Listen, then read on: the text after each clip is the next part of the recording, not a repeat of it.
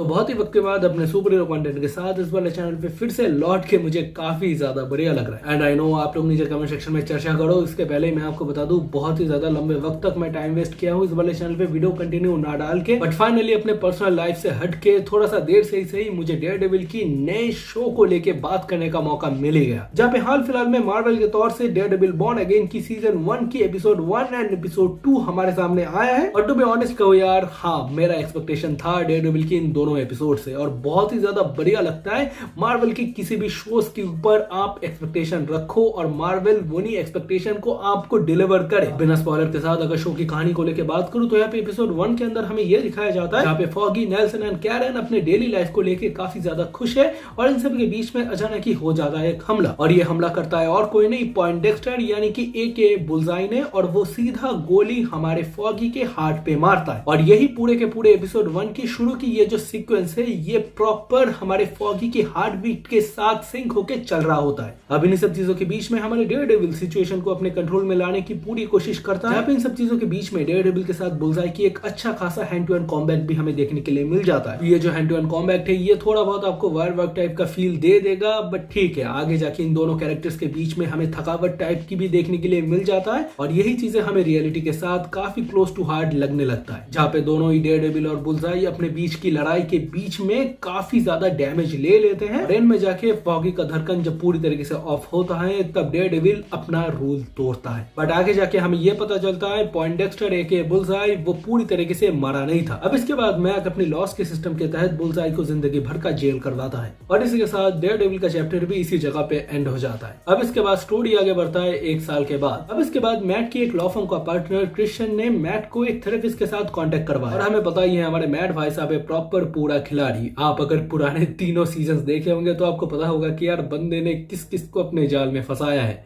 अगर शी-हल्क को अटैच करे तो और भी एक नंबर बढ़ जाता है, बट उसके अलावा भी आगे जाके शो के अंदर हमें पता चलता है कि यार ये दोनों ही एक दूसरे को डेट करने लगते हैं। अब इसके बाद इस जगह से कहानी थोड़ा बहुत शिफ्ट होना चालू करता है धीरे धीरे फिस्क के ऊपर, जहाँ पे फिस्क मेयर बनना चाहता है, वो अपने शहर न्यूयॉर्क के लिए कुछ करना चाहता है। और इसके बाद हम देखते हैं कि यार फिस्क फाइनली मेयर बन चुका है न्यूयॉर्क सिटी का, और वो एक नया रूल लाया है जहाँ पे वो ये कहता है कोई भी सन के इंसान जो अपनी टी शर्ट के ऊपर स्कल का लोगो लगाता हो, या कोई भी डेविल या कोई भी मकरी जोकर की तरह शहर पे विजिलेंटी बन के ना घूम पाए। अब इसके बाद फाइनली एपिसोड 1 के एंड में मर्डॉक और साथ ही में फिस्क एक दूसरे के आमने सामने होते हैं, और दोनों ही मिलके कॉफी शॉप में जाते हैं और अपने बीच की अनबन को सुलझाते हैं। जहाँ पे बहुत ही आसान तरीके से अगर बोलूं तो इन दोनों के बीच की कन्वर्सेशन में हमें ये समझने मिलता है कि यहाँ पे हमारे मैक मर्डॉक ओपन धमका रहा है विल्सन फिस्क को कि तुम अगर अपनी लाइन को क्रॉस किए तो मुझे फिर से वापस आना पड़ेगा, और दूसरी तरफ विल्सन फिस्क भी पूरी तरीके से धमका रहा है मैक मर्डॉक को कि तुम भी अगर लाल सूट पहन के विजिलेंटी बनते हुए कभी दिखे तो यार तुम्हारे भी पीछे मुझे आना पड़ेगा। अब इसके बाद आते हैं एपिसोड 2 पे, जहाँ पे फिस्क की पॉलिटिकल बैकग्राउंड के ऊपर फोकस किया गया है। अब इस बॉर्न अगेन के एपिसोड 2 के अंदर हमें यह देखने के लिए मिलता है कि यार फिस्क किस तरीके से पीआर की मदद से अपने पॉलिटिकल बैकग्राउंड को धीरे धीरे ठीक करता रहता है। जहाँ पे फिस्क की इमेज क्लीनिंग का शुरुआत होता है सड़क के ऊपर गड्ढे को भरने को लेके। देखो यार, चाहे जो भी बोलो मानना तो पड़ेगा यार, हमारे फिस्क भाई साहब भी इंडियन पॉलिटिशियन से काफी ज्यादा इंस्पायर्ड है। अब इन सब चीजों के अलावा भी इसके बैकग्राउंड में एक कहानी को रन होता हुआ हम देख सकते हैं, जहाँ पे अनइंटेंशनली एक बंदे ने एक पुलिस ऑफिसर को मार दिया। अब आगे जाके ये वाला केस मैट के पास ही आता है। अब धीरे धीरे मैट इस वाले केस को आगे जाके और भी ज्यादा इन्वेस्टिगेट जब कर रहा होता है तब उसे पता चलता है कि यार ये आदमी और कोई नहीं, ये है व्हाइट टाइगर, और ये आदमी खुद डेयरडेविल के नक्शे कदम पे चल रहा है। इन सब चीजों के बाद कहानी फिर से शिफ्ट हो जाता है फिस्क के ऊपर, जहाँ पे फिस्क को आगे बढ़ने के लिए अपने लोकल पुलिस डिपार्टमेंट की काफी ज्यादा हेल्प चाहिए, और दूसरी तरफ पुलिस डिपार्टमेंट के लोगों को पता है कि यार फिस्क एक्चुअली में है कौन। अब इन सभी के बीच में फिस्क और उसका वाइफ वेनेसा का जो रिलेशन है वो काफी ज्यादा खराब हो चुका है, जहाँ पे ये दोनों मिलकर एक साइकेट्रिस्ट के पास जाता है, और ये साइकेट्रिस्ट और कोई नहीं होता, ये मैक की जो रीसेंट गर्लफ्रेंड है वो होता है। अब फाइनली दोस्तों इस एपिसोड 2 के एंड में जो चीज हमें चाहिए था वो चीज हमें देखने के लिए मिलता है, जहाँ पे मैक अपने टाइमलाइन के हिसाब से 1 साल के बाद फिर से अपने डेयरडेविल के अवतार में ना चाह के भी वापस आता है अपने क्लाइंट यानी कि व्हाइट टाइगर को प्रोटेक्ट करने के लिए। सही में यार ये जो एक्शन सीक्वेंस था ना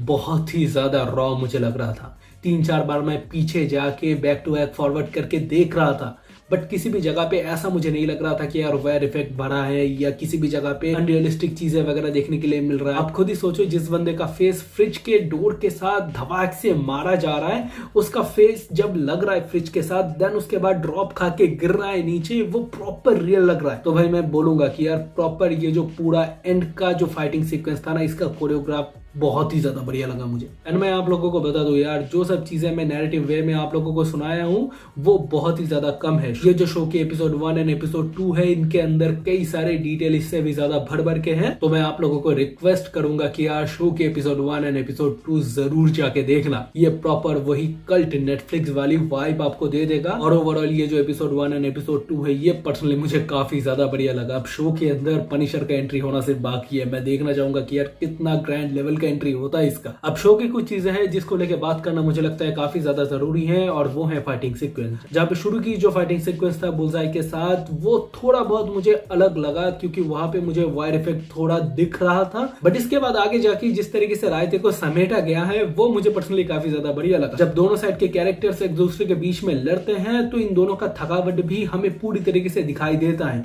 और यही चीज काफी ज्यादा हमें रियलिटी के साथ मैच करवाता है। और सीजन 2 के एंड की जो फाइटिंग सीक्वेंस था, वो लिटरली यार ओजी लेवल का था। वो फाइटिंग सीक्वेंस एक्चुअली एक ऐसा फाइटिंग सीक्वेंस था जिसे देख के आप कह सकते हो कि यार प्रॉपर मजा आ गया। अब इसके अलावा शो के अंदर की मैं अगर कलर टोन की बात करूं या सिनेमेटोग्राफी की बात करूं, वो पर्सनली मुझे काफी ज्यादा बढ़िया लगा। शो के अंदर कई सारे जगह तो ऐसे थे जिसको सिर्फ मैं निहार रहा था कि यार कितना खूबसूरत सिनेमेटोग्राफी है।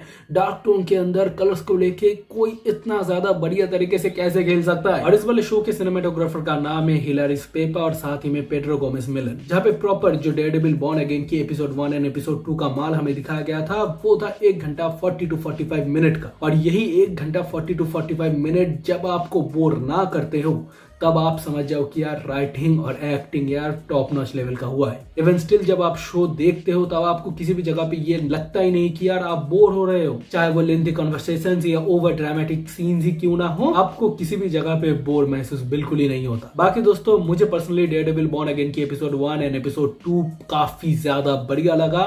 मैं आप सभी लोगों को रेकमेंड करना चाहूंगा कि यार आप में से जो लोग अभी तक डेयरडेविल बॉर्न अगेन की एपिसोड 1 एंड एपिसोड 2 नहीं देखे होंगे, तो जाके देख लो। मार्वल के तौर से काफी लंबा वक्त हो चुका है कि यार कोई परफेक्ट वर्क नहीं आया है, और आप अगर परफेक्ट वर्क देखना चाहते हो तो आपके लिए ये डेयरडेविल बॉर्न अगेन है। तो इसीलिए इस वाले शो को एक मौका जरूर देना। बाकी आप लोग नीचे कमेंट सेक्शन में अपना ओपिनियन बताओ, और इसी के साथ देखते रहे स्टॉक। मिलता है एक नए वीडियो पे। Bye bye.